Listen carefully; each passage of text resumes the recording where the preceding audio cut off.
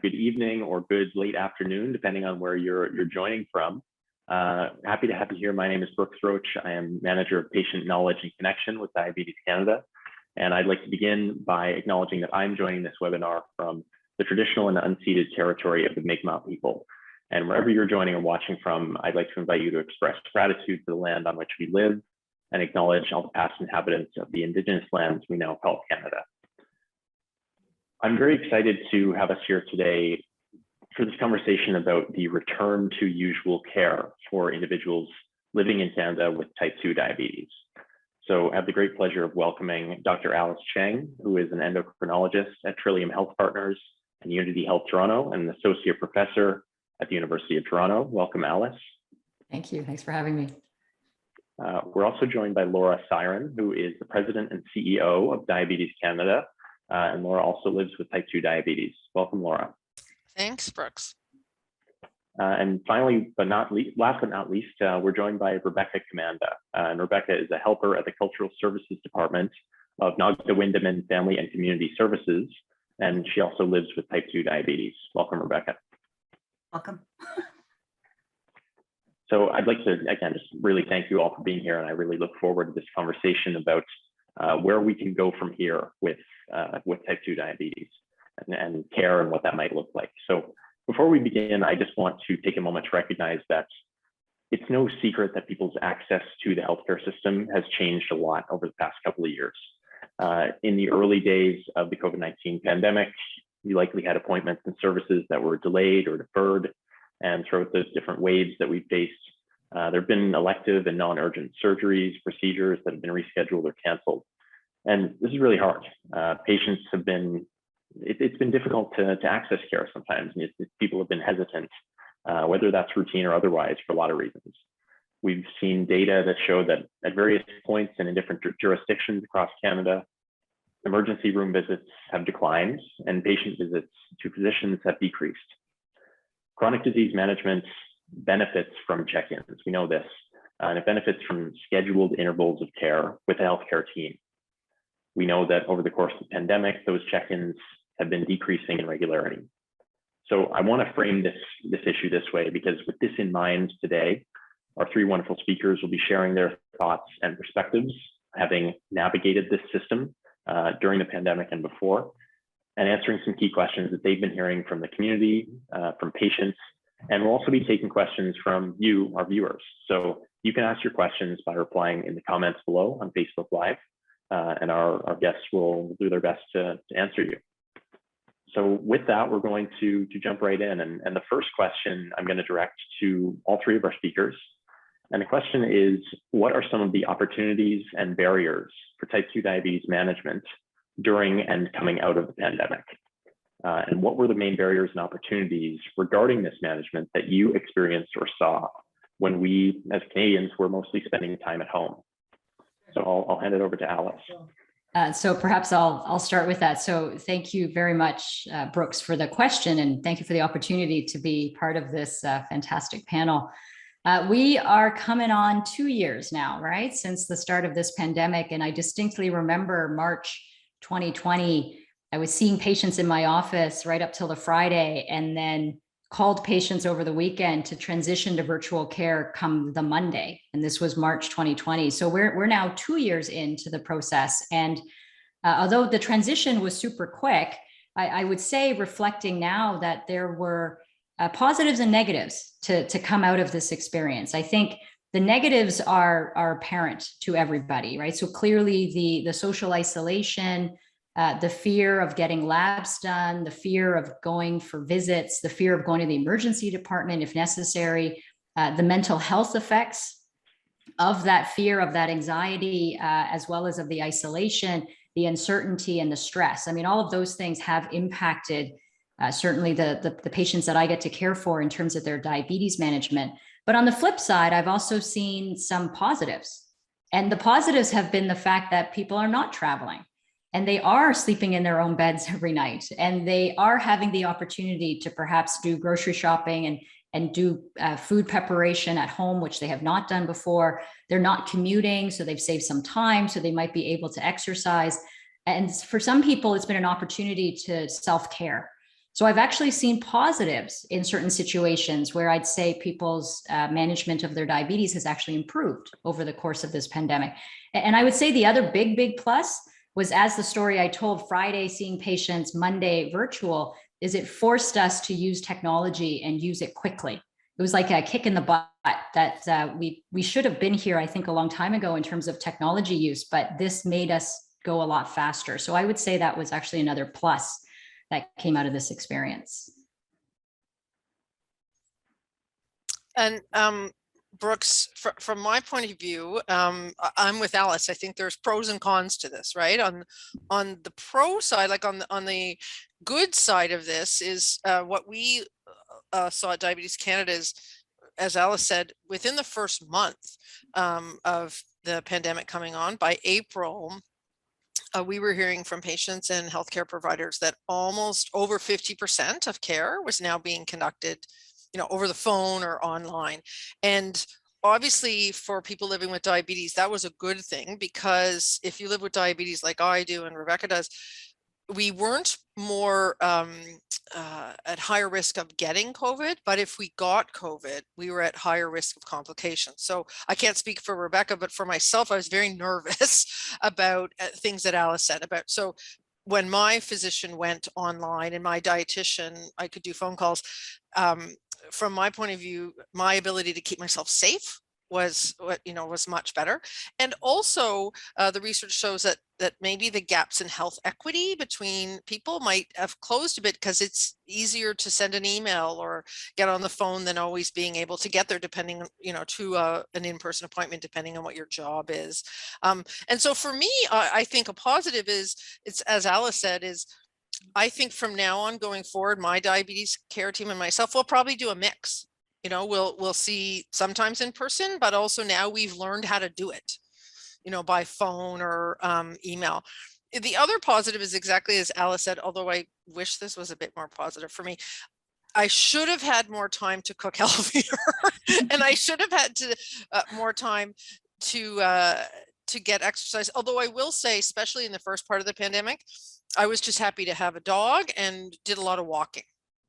Because I think, and I had friends that were jealous, like wanted to borrow my dog, because it was okay to get out when people still weren't sure about COVID. It was okay to get out and walk your dog, and, getting physical activity, eating well, obviously are two cornerstones to managing well with our disease. So the other thing at Diabetes Canada, we have patient conferences and we have online events. And the positive of COVID is that we saw attendance at those spike.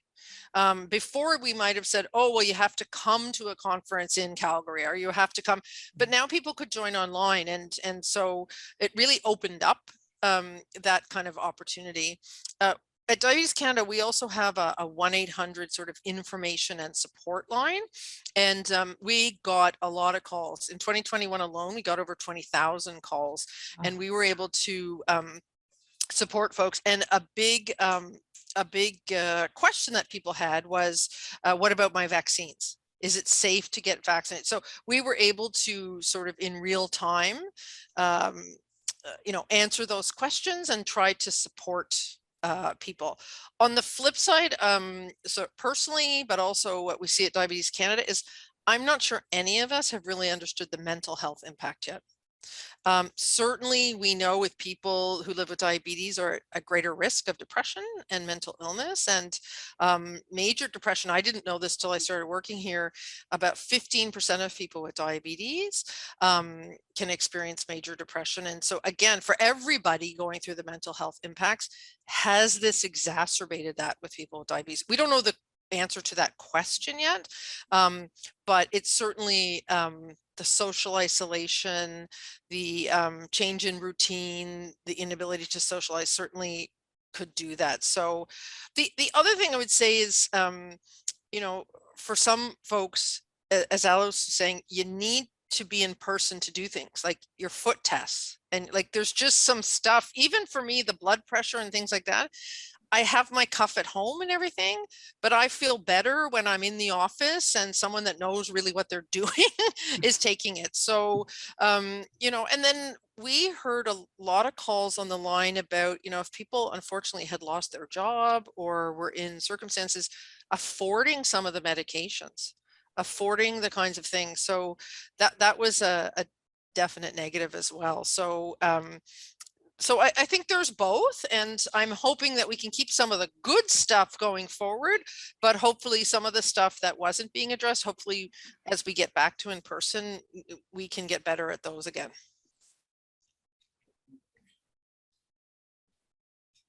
Thanks, Laura. Rebecca, your thoughts?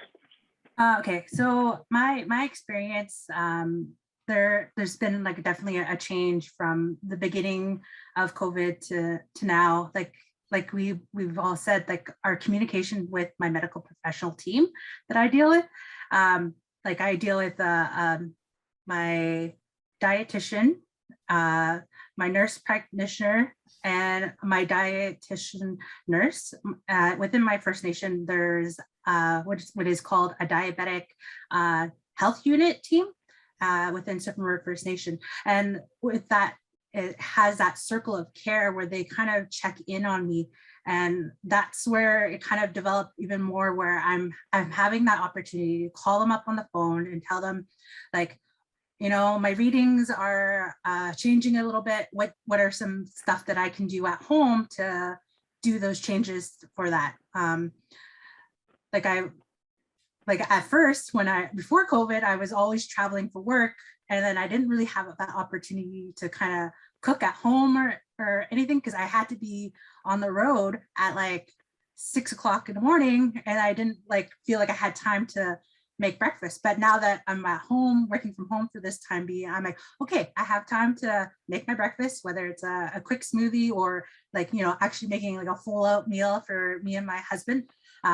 We just got married just this Halloween past. And yeah, so exciting things that for myself. Like I kind of wanted to make sure that I'm like as healthy as I can be, and doing all these different steps by, you know, communicating with my medical professionals, and whether I'm stressed out or like we said, there's that you get stressed out with the diabetic numbers. Like if you're not getting the readings that you want, you get a little bit stressed out. So then at that moment, I'm like, I know what I'll do. I'll either talk to my dietitian and see whether I need to change my diet up, or talk to my dietitian, like not the dietitian, but the diabetes nurse, and see whether I need to change up my medication.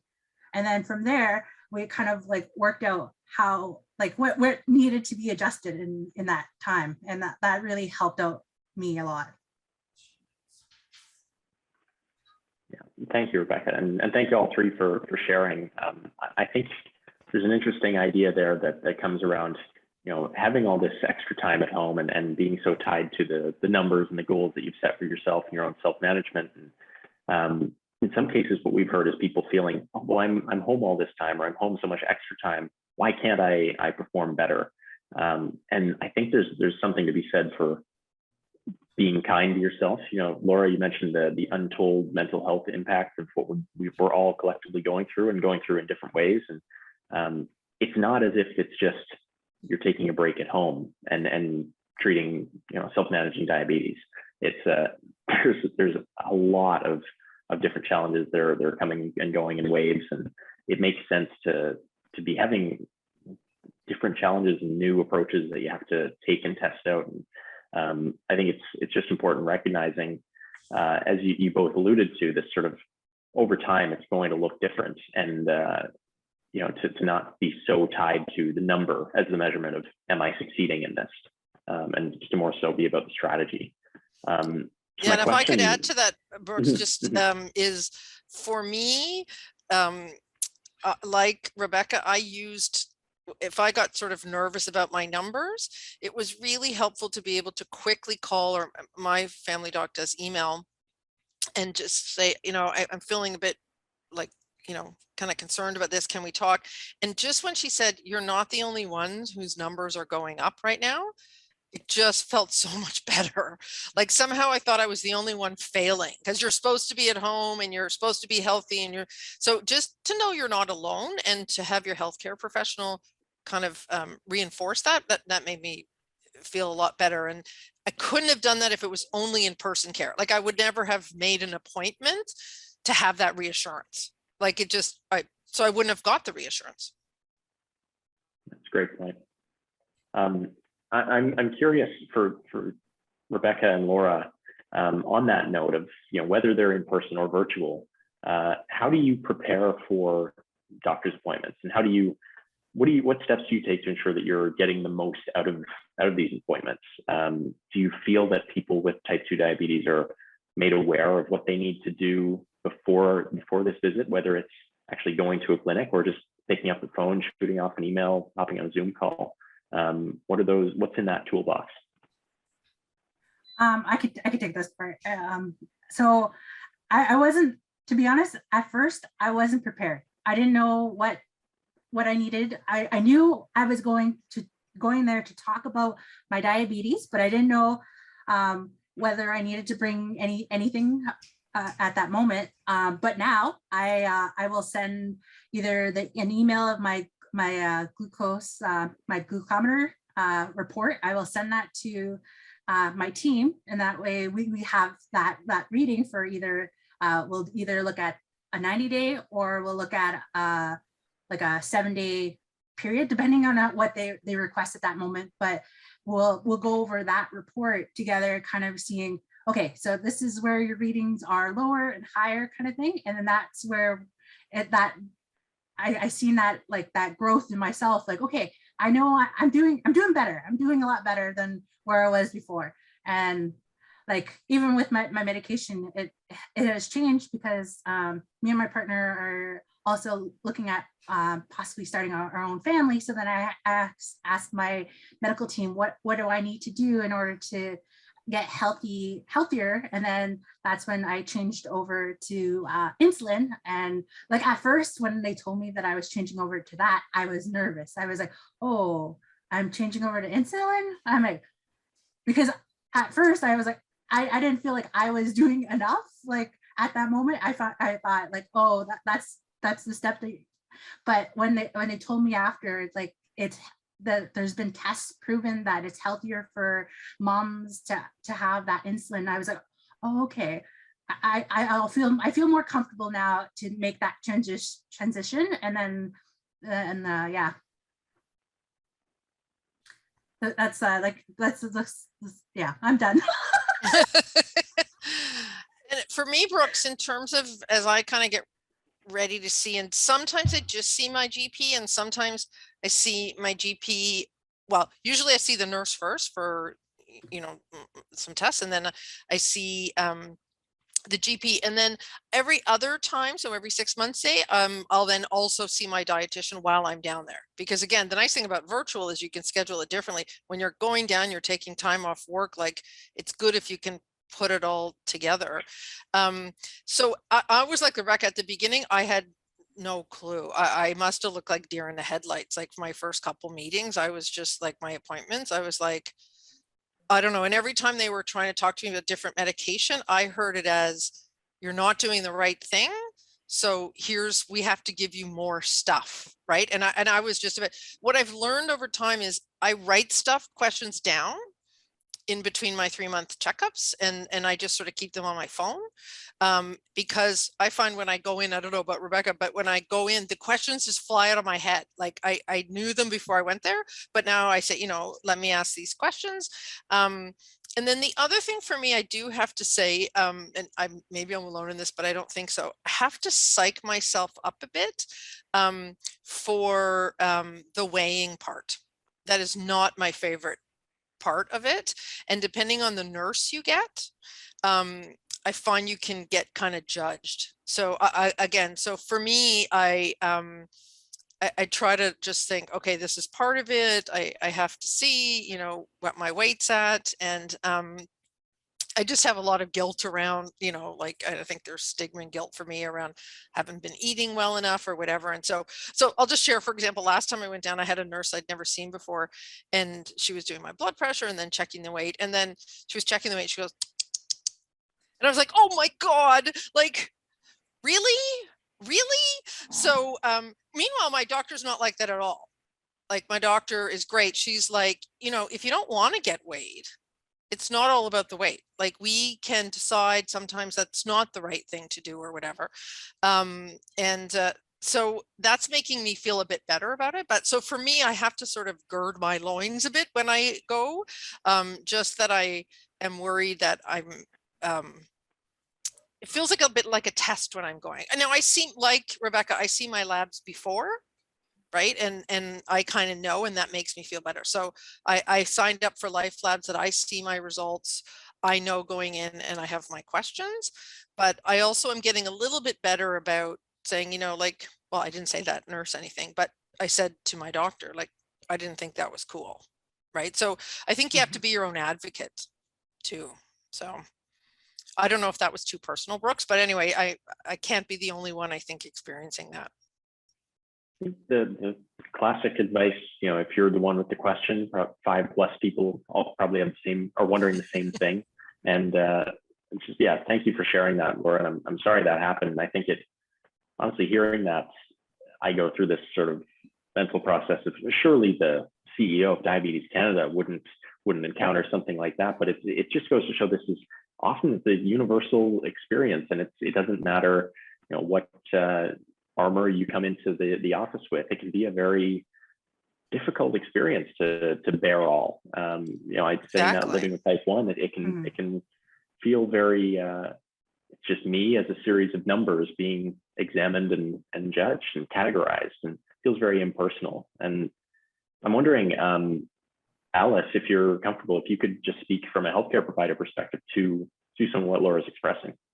Absolutely. And I have to say, as I sit here listening to this, I think this is something that every healthcare provider needs to hear regularly, because we lose sight, and we shouldn't, but I can tell you we do. We lose sight of the person sometimes as we're sort of going through our clinic day, right? Because, from our perspectives, we're thinking, okay, we know the data. We know that if we're able to get these risk factors under this control, that we're going to ultimately reduce complications. And it's all coming from a good place, right? Like we're wanting to help people. We're wanting to help people live a healthier life.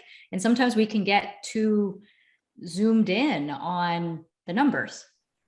And frankly, in the diabetes space, there's a whole lot of numbers. And I think sometimes we may lose sight of the person who's actually there. So it's very powerful for me to hear these anecdotes, because it's a reminder that there is a person there, and that we need to actually start our appointments by asking about the person first. How's life? What's been going on in your life in the last 3 months, 6 months, year since I've seen you, and sort of get context before we dive into the numbers part of it. But it's so easy, frankly, as healthcare providers, to sometimes forget that. And I thank you for reminding me, and hopefully anybody else who's listening. And the reality is that you live with your diabetes 24/7.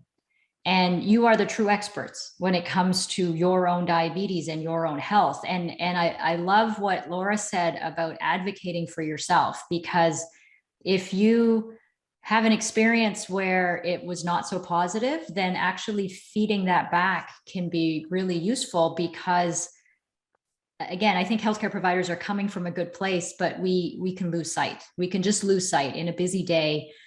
We have our own frustrations, et cetera. And sometimes we might bring that to the table, and we shouldn't. So I think that feedback is useful. That can be very hard to do, though. I'm not saying that that's at all easy for someone who's coming in to see me to sort of feedback to me that I've done something poorly. But if you can, I think that's useful feedback. And I think we as healthcare providers just need these constant reminders. And that's why I'm a huge advocate of us learning from people living with diabetes, learning from the lived experience, because we can get way too zoomed in on those numbers. And that's not a good thing. And we need to learn how to zoom out and actually look at the person. But I think especially during this pandemic time. I mean, everything's been all over the place. So the expectation that everything's going to be great is just wrong. And we ought to be far more open-minded about all of that. But thank you very much for sharing that experience. I think that was very powerful for me, at least. And I would just add, Alice, one of the things I found when I first got diagnosed, I had one doctor and now I have another one, and it's remarkable the difference, much better now. And part of that is empowering me with knowledge. And again, some of it might be so obvious to you as a provider, but for example, I'll give you an example. My first doctor said, okay, you got to go on metformin and we're going to put you on the cholesterol medication. And I actually said no. And I said, like, it's bad enough that I'm trying to absorb, I have diabetes. And now you're telling me I have high cholesterol. And now all of a sudden I went from like a relatively healthy person, and now I'm like on all these medications. And so I actually resisted. And then when I got the new doctor, maybe a year and a bit later, she said, can I ask you why you're not on the cholesterol lowering medication? I said, well, I'm trying to manage this. And she goes, do you understand why like that? Because it's not that you've done anything wrong. It's that if we can help keep that, your chances of a serious consequence are much. And I was like, oh, it's not because like it's bad, it's that it's going to help be protective. And I'm sure the first doctor knew that too, but it was never explained to me that way. And so here I was, you know, again, so context that seems so obvious to the provider of, well, why wouldn't they know that it's helping down the line? How would you know, like, you know, as the person? So yeah, you're absolutely right. And if I could just pick up on that. So my suggestion then to anybody who's listening to this is, although feeding back to your healthcare provider that what they said was bad, you know, may not work, but then I think saying your reason why, right? So if they make a suggestion and then you're thinking, no, I don't really want to do that, being as explicit as possible as to your reason, because we should be asking, like your doctor, your second doctor did, Laura, we should be doing that. But I'll admit, sometimes I don't, right? But then if you then said, well, no, I don't want to take it because now it's something else that I have, then that'll twig me to go, oh, okay, actually it's blah, blah, blah, blah. So that may be another thing that one could do, is just be explicit as to your reasons why or why not. That may help trigger a conversation. I think with me in that experience, like with my team, like I've had them since I first got diagnosed with diabetes. And then I kind of, it grew, like our communication has grew so much more, where I'm able to have that dialogue with them, like where, no, we kind of did this wrong. Let's figure out something that we could do a little bit better. That's better for me at that moment, because like I'm a kind of person that needs you to check in on me for like every second week or something. So then that's when I start getting these phone calls, like with them, like every second week, to just kind of see how I'm doing, because like we all know that stress impacts our blood sugar levels and stuff like that. And like, so then our readings go up really high, and then you're like, oh God, I know my reading's up high. Like, how do I want to get it back to a lower level? And then you're just kind of getting like, you're figuring out what works best. And then also at that moment, I'm like just trying to like do everything in my power that I can. Like, so I'm talking to family members. I'm like, okay, I need to change up my diet a bit more, because before I never even told them that. I didn't want to admit that I had to change my diet with them. I wanted to eat all the same foods as my family members, because, you know, they're like, as an Indigenous family, we sit together at the table and we eat as a family. And me changing what I eat now, like, it kind of like, well, how come you're not having that? I'm like, well, now if I eat that, that'll raise my sugar. Like, so my relationship even with food has changed. And so like you're learning all these different things as we're going, and like it's not really like, you see it as a bad thing at first, and then after you're like, oh, okay, no, it's not really a bad thing. It's just we grow and we develop a new relationship as we go with like our food or even with our medication. Like, so I try and look at the positive now rather than it being like a negative as I go.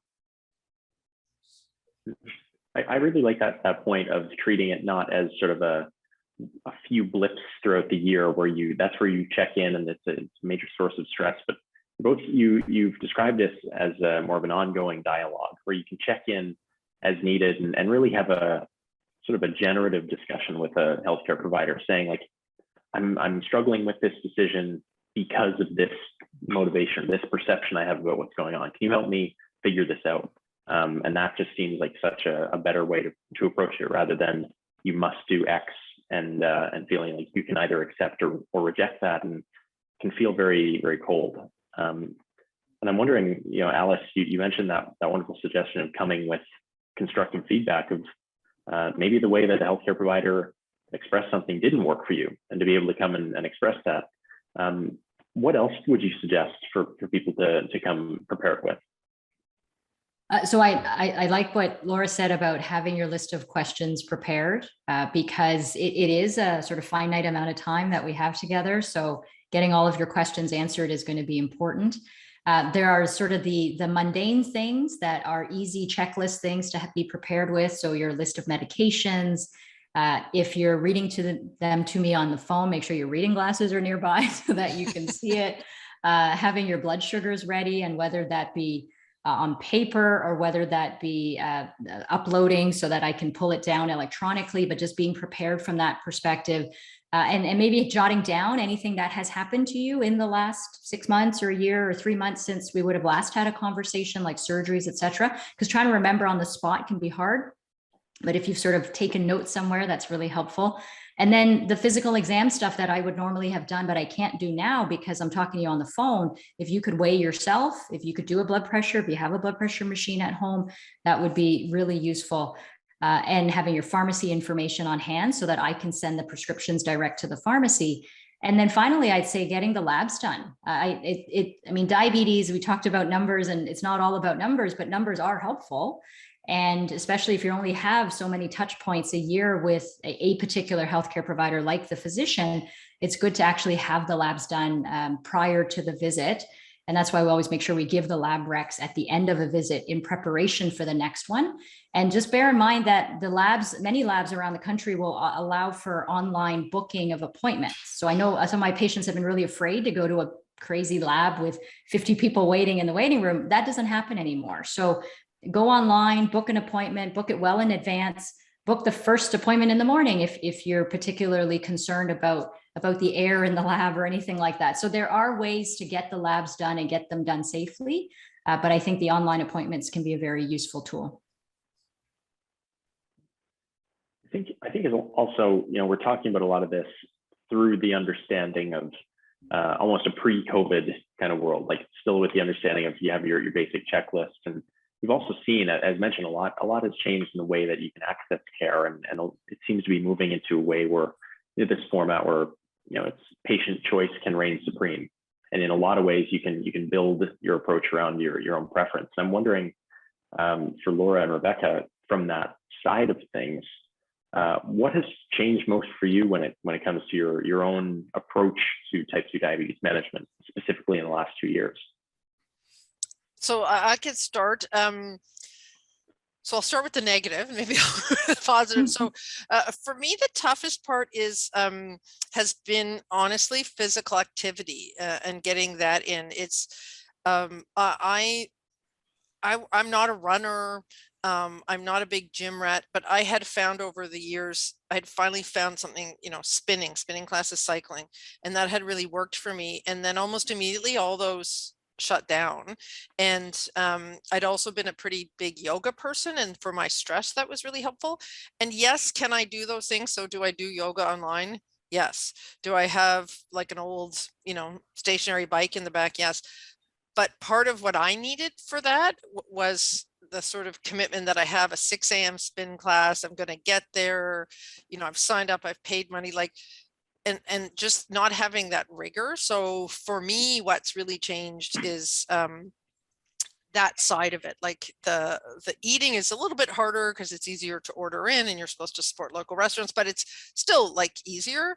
It's for me, Brooks, the physical activity has been hard. On the positive side, sort of my personal journey has been helped, as you said, by being able to more regularly check in, because I don't have to wait for the physical stuff. And I think also because, you know, there's been just more discussion about mental health as part of the pandemic. And I think people sort of, it's okay if I'm my friends or my family, if I'm like, you know, it's a tough mental health day. I might not have said that as much before, but it's kind of a little bit more okay now. And, you know, so that's the positive side for me. So for me, it was definitely my diet has changed a lot, because when I was working, I was always eating out, like looking at the fast food instead of making a meal like at home. I was just wanting to something quick, and I knew that wasn't good for my sugars, but yet that's where like I kind of changed it up a bit. I was like, okay, I'm at home, I'm able to make that.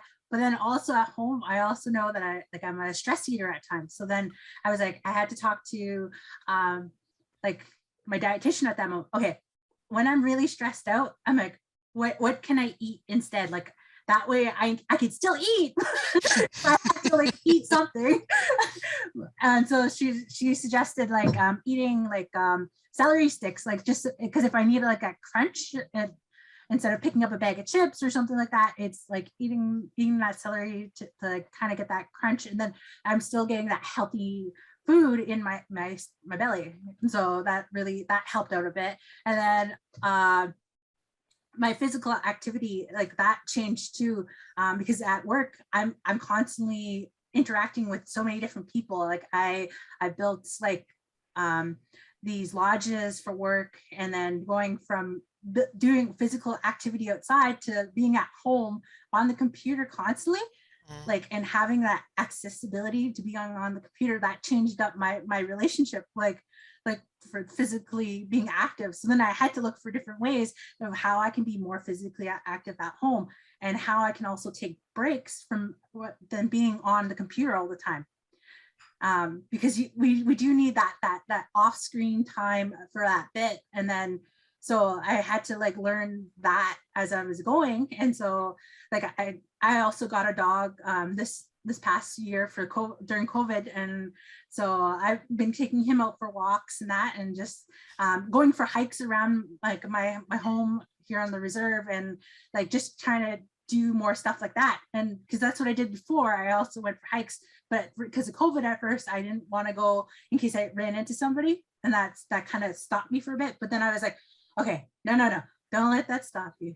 Just take a breath, go for your walk, because you know you can still keep your social distance from people while going for your physical activity.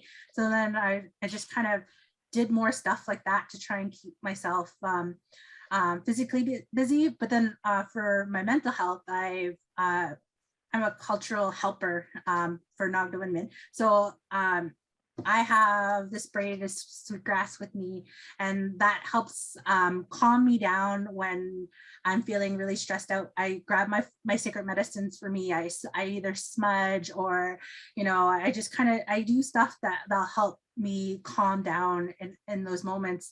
Or like yeah, I just kind of connect everything as I'm living my life. I kind of connect back to culture and how I can do a nice balance. Thank you both for sharing. And there's, just hearing that and reflecting on what's happened, there's just a lot of giant structural changes that have taken place. Not being able to go out to if that 6 a.m. spin class is a key part of your routine, Laura, or if, being able to be out for your workday, Rebecca, and building and that the tactility of holding building materials and engaging with other people, and then for that to completely stop and you're stuck to a laptop screen, like it's no wonder that it's difficult to feel that semblance of normalcy and all the shocks that introduces to self-management and your routine. So I think it's wonderful that you both have recognized how to try to replicate that, and also just introducing these new strategies, like as simple as it sounds, but owning that today might not be a very good mental health day can be a huge step. So I'm happy to hear that. From the healthcare provider perspective of this same equation, Alice, what changes have you really noticed first and foremost in your practice when it comes to management in the last 2 years? So I'd say in terms of the process of management, we've already gone through that. Obviously, a lot more virtual, a lot more phone, a lot more use of technology.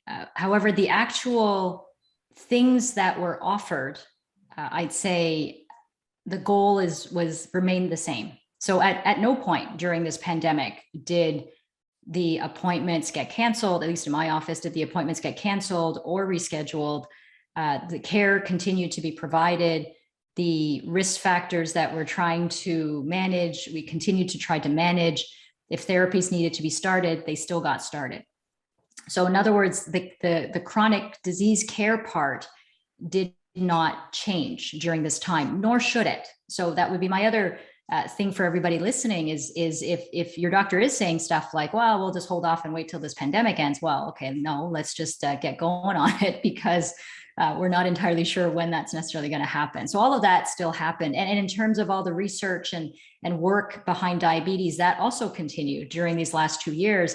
And in fact, in 2020, towards the end of 2020, Diabetes Canada put out an updated set of guidelines around type 2 diabetes management care for the chapter for pharmacotherapy or for medications that are appropriate for diabetes.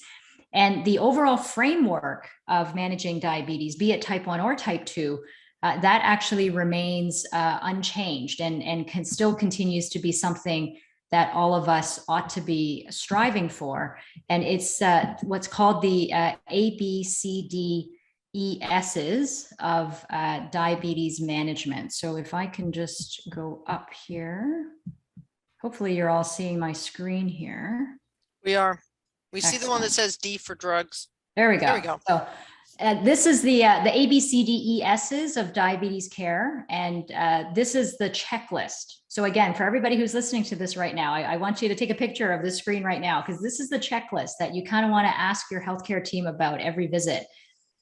These are the items that we know if we're able to get to certain targets, that together over time are going to reduce the complications associated with diabetes. So getting A for A1C, getting the blood sugar under 7% A1C, getting blood pressure under 130/80, getting the cholesterol, the bad cholesterol, the LDL under 2, certain drugs that are specific for protecting the heart and the kidneys. And I'll come back to that shortly. E for exercise and healthy eating. And we've heard a lot about that already from Laura and Rebecca. S for stopping smoking, another S for screening for complications. So you should still be seeing the eye doctor every 1 to 2 years. The feet checks, if you're not able to get into the team, then you yourself doing the regular checking of your feet, bottoms of your feet between your toes, making sure there's nothing, no breaks in the skin. Urine tests should be part of the labs that are done at least once a year for the urine. And then things around self-management. So Rebecca talked a lot about the things that she learned about self-management. And actually in the context of the pandemic, there were a couple other S's that could be added, which are safety and shots. So safety meaning having that conversation about how to keep myself safe in the context of COVID. And then the other S being shots, being up to date with immunizations like flu shots or shingles or pneumonia or now COVID-19. So making sure that you have that conversation with your team about that. But this is diabetes care in one image, and something that I think the person living with diabetes and the healthcare team, we all need to be talking the same language. Now, if we go a little bit deeper into the D part, so what are those drugs to protect the heart? And again, as I go through this, I want you to think about, what am I now taking? And am I taking the right stuff that is there to protect? And these medications that I'm going to refer to are not there to just lower blood pressure or lower cholesterol or lower sugar. They're actually there to protect the organs. So to protect the heart, to protect the brain, protect the kidneys. So I like to say, so as long as you have a heart, as long as you have a brain, and as long as you got kidneys, these are medications that are worth taking because they are there for protection. So they include things like what are called ACE inhibitors or ARBs, and these are just examples of names of specific drugs. But these are traditionally blood pressure drugs, but they do way more than blood pressure. We give them even to people with normal blood pressure because we know they protect the heart and protect the kidneys. And then there's the statins, which are traditionally cholesterol drugs. But again, we give them to people whose cholesterols are at target because they do more than cholesterol. They protect the heart and protect the brain. And then there's also aspirin in people who may have already had issues with their heart or their brain. And then now we know, as of 2020, 2021, that there's actually 2 other categories of medications that have been shown to be organ protecting. GLP-1 receptor agonists on the left traditionally started out as glucose, sugar lowering medications, but we know it does way more than lower sugars now. And what it does is it also protects the heart and protects the brain. And then we've got SGLT2 inhibitors on the right, which again were traditionally blood sugar medications, which we now don't know do way more than blood sugars. They protect the heart and protect the kidneys. So now we actually offer these classes of medications to people living with type 2 diabetes, even if their blood sugars are at target, because we know that they do so much more than just lower the blood sugars. So the reason I wanted to dive a little bit deeper into the D part is that I want everybody listening to this to sort of think about the medications they're on. Think about, am I on the most protective stuff that I can be?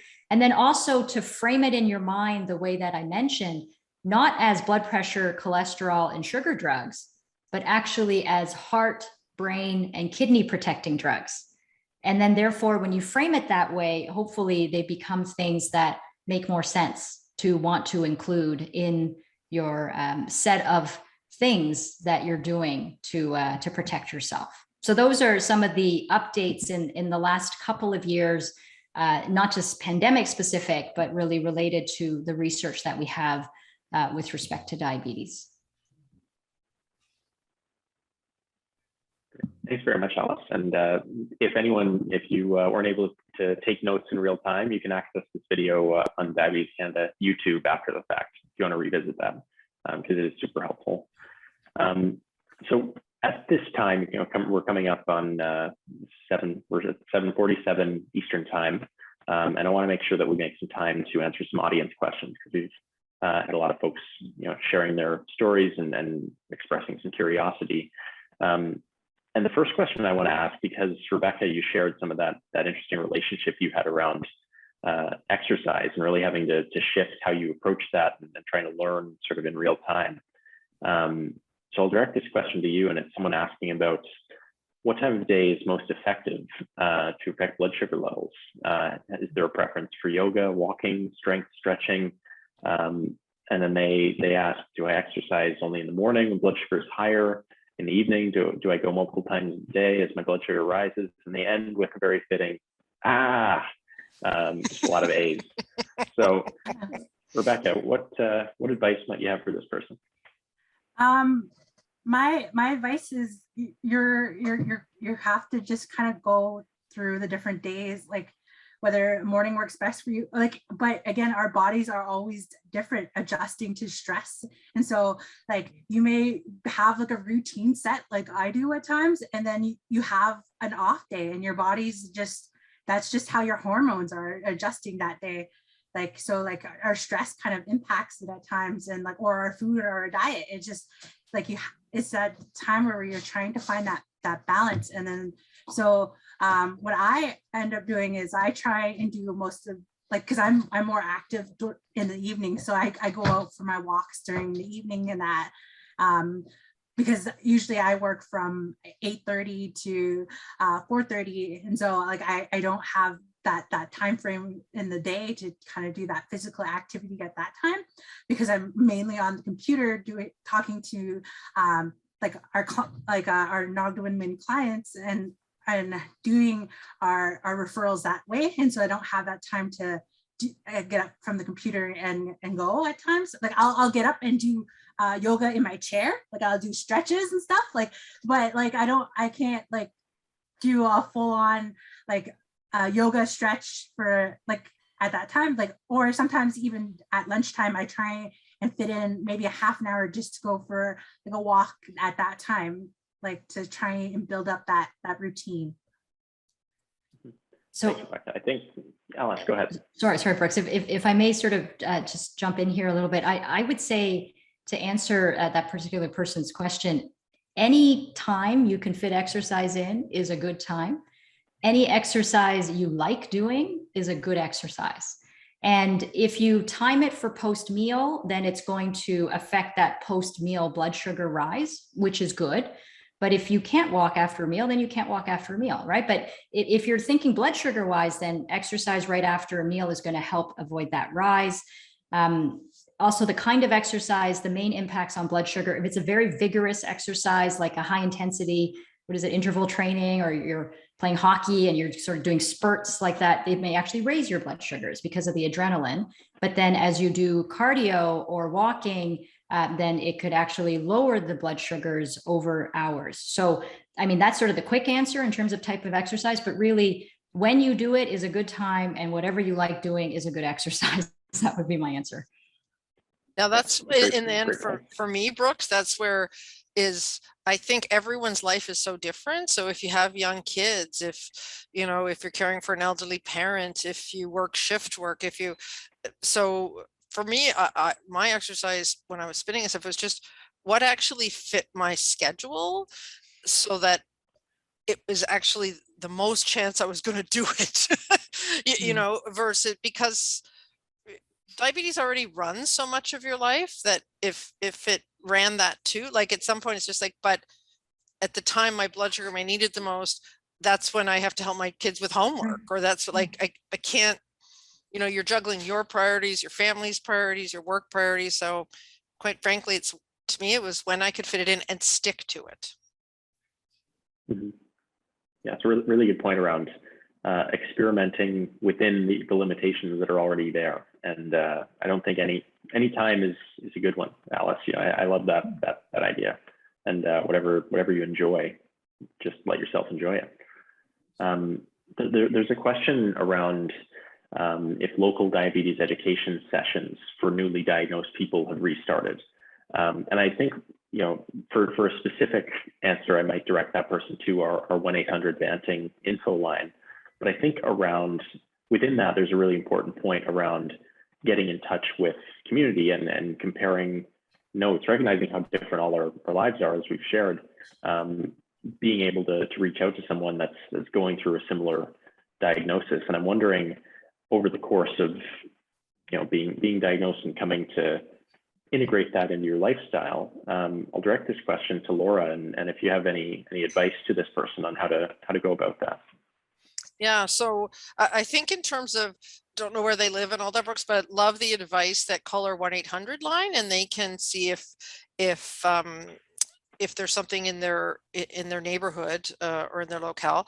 The second thing I would say is, as I mentioned at the beginning, Diabetes Canada has a lot of sort of patient education that's now online. And so your community can actually be a virtual community. It doesn't have to be so local. And so we have active, and if it's not, I don't want to go to a conference, or I don't want to go to a class, we also have social media, we have Facebook, and we find people find each other on those places, right? And start talking. So, for me, I would say what you ask is such an important question, because not feeling alone with it is really critical, and feeling like you could have support. I mean, certainly not that I'm suggesting this is a career path, but since I started working at Diabetes Canada, I talk about it a lot more, and I found more people, and I feel more support just because there's other people like me. It's the same when we run our diabetes camps for kids. The thing we hear over and over again from the children and the parents is, we finally found people like me, right? And we don't feel so alone. So I think it's a great instinct, and I would try to find, and again, if you can't find it locally, try to think about online as a community. Wonderful point. Folks, I recognize we're at 5 minutes to the hour, and I apologize to the folks that have submitted questions that we won't be able to cover. But I want to just take a moment before we wrap up to direct you folks that are curious to please reach out to us in whichever way you're most comfortable with, whether that is calling our helpline at 1-800-BANTING or emailing info@diabetes.ca. As Laura mentioned, we do have a plethora of resources out there that can likely steer you in the right direction and be a tool to add to your toolkit. So I'd like to just wrap up by giving the floor back to our three guests and just asking if you have any final messages you'd like to share with those watching at home right now. Maybe I'll pass to Laura first. Just thank you for the opportunity today to sort of come on both as CEO of Diabetes Canada, but just as a person living with diabetes. And what I would say is if you've been struggling through the pandemic and living well with your disease, you are not alone and it is not your fault. And there is support and help out there. And you know, Diabetes Canada is one place, your healthcare provider is another place to sort of find that. So it's been hard for all of us and it's been hard for Canadians, but if you live with a chronic disease, it's been harder. And so you're not alone and we hear you. Thank you. Rebecca, anything you'd like to share? I also just want to say thank you for this opportunity to even share my story. Because a lot of different times you don't have the opportunity to share even your story. And so to even have this opportunity to even share a small aspect of my life with you guys, it kind of gets me to step out of that bubble of just being like my own like diagnosis and not sharing that part with everyone all the time. It's just, it kind of gets nerve-wracking to do that, but when you do that, talk to like family members and that, it gets easier.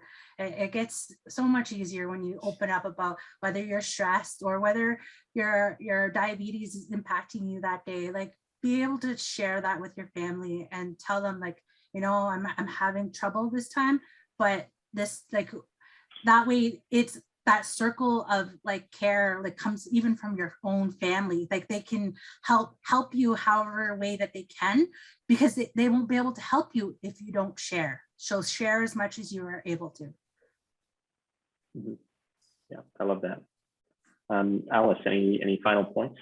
So I'm actually going to pick up where Rebecca left off. I'm going to say share with your healthcare team as well. So you absolutely want to share with your friends and family, but you know what? Just tell us. Like, tell us if you don't like something, if you like something, if you don't understand something. Tell us what's going on in your life as to why this can happen or cannot happen. And it's only when you share that with us can we then brainstorm with you to figure out, okay, so what would work and what wouldn't work. So just, again, share with us as well. And if it's a case of, you know what, today I'm having a bad day, we can't do this numbers thing. Okay, tell me that. I'm totally good with that. But if you don't tell me, then I'm gonna, you know, keep doing my thing, and then that ends up being a negative experience for all. So share with us as well. We can take it. Let's put it that way. Yeah, it's a really great message. I think there's this old saying. Might be because I live on the East Coast, but they say that the trees that survive the harshest storms are the ones that tend